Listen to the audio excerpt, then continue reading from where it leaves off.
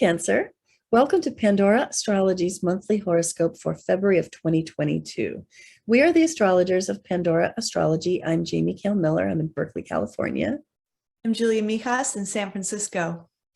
Now, Cancer, this month's relationship themes are a continuation from last month because we've had a pile of planets in retrograde and it's really wreaked a lot of havoc.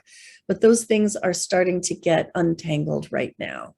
And in today's horoscope, we're going to give you some clues about that. If this horoscope, makes you want to know more about your own chart and how these things influence you more personally, then you might consider a lifelong love reading, and you can get that in a link in the YouTube description below.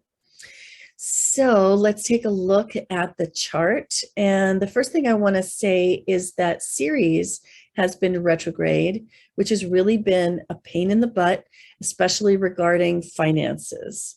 So a lot of us have had to kind of go back to basics, go back to fundamentals, and refigure out how to organize and budget and manage our money.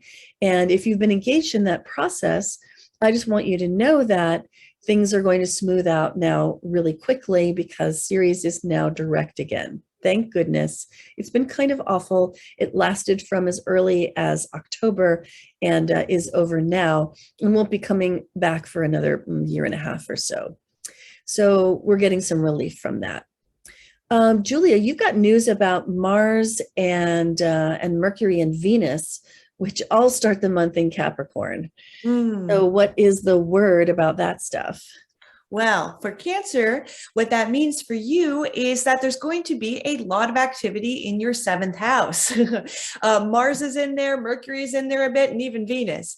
So I'll break them down piece by piece. Mars is the planet of action and activity, and wherever we have it, we can feel very, very driven. We can get a lot of work done, but we can also run into conflict. So having this in your seventh house means that you might not always be seeing eye to eye with your partner this month. You guys might have some disagreements. You guys might annoy each other a little bit. That happens. But there's a really effective use of this transit too. And that's that you and your partner can get a lot of work done together. If there's something you want to do, like go out and get a lot of shopping and errands done, or clean up the house together, or put on a big meal for some friends. But, the more you guys do some work, going out for a jog together, finding like a joint physical activity would really, really make the most constructive use of this transit. And then Mercury, which represents our mind as well as communication too, starts the month retrograde in your seventh house. So, over the past few weeks, you may have been running into a lot of miscommunications with your partner. You guys walking away from the same conversation, thinking totally different things. But by February 3rd, Mercury is going to go direct. And then slowly, as it begins to build up some speed in the sky, maybe a week or so after that, these miscommunications will be resolved, which will be a lot nicer. And you can expect clear communications with your partner. Then on the 14th, Mercury is going to jump into your eighth house, and the eighth house rules other people's money. So that could be a time period where your mind is very preoccupied on your finances, and you might have some increased communications, especially with the people closest to you about money in general. Now, Venus, the planet of art, beauty, and relationships, has just finished up a really long 6-week retrograde cycle. It technically ended on January 29th, but we're still feeling the effects of it a little bit. And during that 6-week period, we all had to go through some relationship review. Maybe frustrations and tensions surfaced that really catalyzed us to look at our relationships and see if there are any adjustments that need to be made. And even for single people, it could have been a time of reviewing what you want in your next relationship, going over the past. Now, Venus, now that she's no longer retrograde, she is in your seventh house moving direct all month. So this is going to feel really, really nice because this is going to add some harmony, some pleasure, and, some romance into your relationship. It's also a good time for single Cancers to go out there and meet somebody new as well. So that's going to be really lovely. Oh, yeah, that's such good news. So I want to dovetail on that with Juno. So Juno has been passing through Capricorn, and if you wanted to take a look into our January 2022 news playlist on our YouTube channel, Pandora Astrology, you would find a video about Juno, in Capricorn with Venus retrograde, and what that period was like when we were all engaged in that relationship review. But Juno is leaving it behind, moving quickly off into Aquarius, which is your 8th house, soon to be joined by Mercury later in the month. And the 8th house is a house of intimate connections with other people. And so when Juno is there, it's a really good time to shine a light into the deeper, darker corners of your committed relationships. Get out your household budget and look at, what is happening to the money that you share. Are you both really benefiting from the ways that you share your money?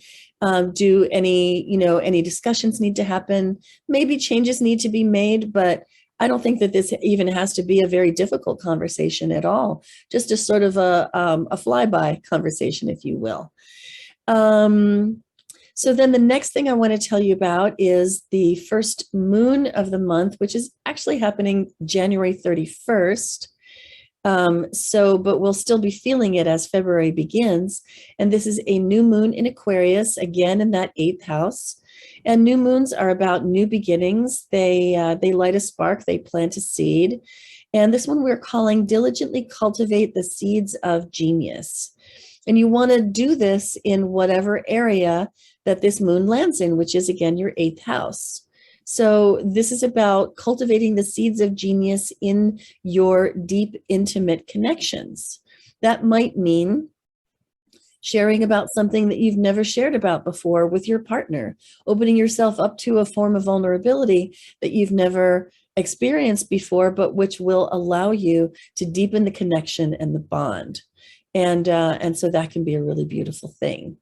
So the other moon that I want to tell you about is happening a little later in the month, around the 16th. And this one is a full moon in Leo, which falls in your 2nd house. And this one we're calling Release Addiction, Become Radiant. We're talking about the addiction themes because of the South Node in Scorpio is very much about releasing the things that you have given power over to, such as that extra glass of wine after dinner. The ways that we cope will often begin to take over our lives. Those things that seem so helpful at first to get us to cope in stressful circumstances become like the monkey on your back.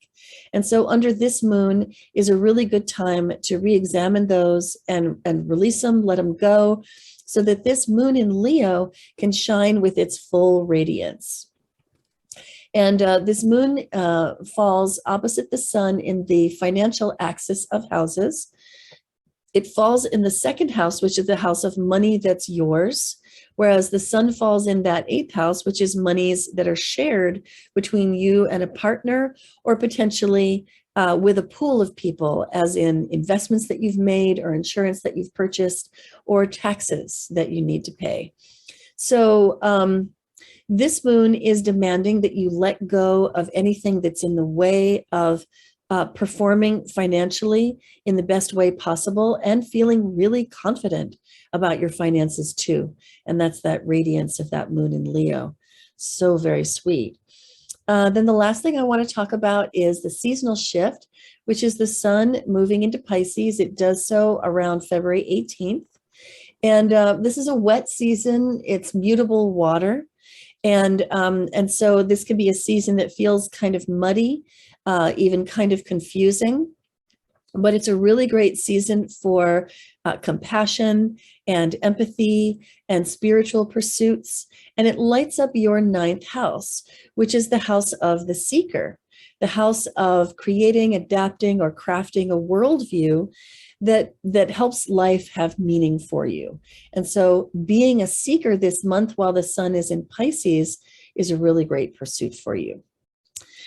All right. Well, that's what we have for you today, Cancer. Hope you enjoyed it. You can always find our horoscopes on our horoscope tab on our website, pandoraastrology.com. And if you're interested in that lifelong love reading to explain and help your relationships move forward in a good way, then you can find that on our services tab, the readings section of the website.